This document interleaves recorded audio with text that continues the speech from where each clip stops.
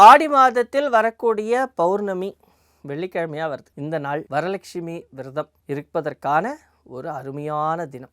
இந்த நாளில் மகாலட்சுமிக்கு பிடித்த மாதிரி நல்ல வாசனை உள்ள பூக்கள், கனி, தேங்காய், வெற்றிலை பாக்கு, நல்ல வாசனை உள்ள ஊதுவத்திகள், தூபம், தீபம் இதெல்லாம் வச்சு நாம் வணங்குறோம். பெண்கள் பூஜை செய்கிறது யாருக்காகனா அந்த குடும்பத்திற்காக. அந்த குடும்பத்தில் உள்ள ஆண் நல்லா இருக்கணும் அப்படின்னு சொல்லி. அப்போ அந்த குடும்ப தலைவர் அந்த பெண்ணிற்கு அந்த பூஜைக்கு தேவையான விஷயங்களுக்கு கொஞ்சம் உறுதுணையாக இருந்து செய்ய வேண்டும்.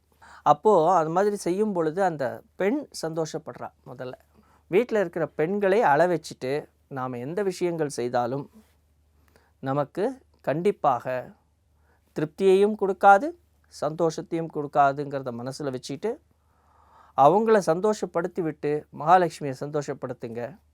மகாலட்சுமியினுடைய அருள் உங்களுக்கு கிடைக்கும்.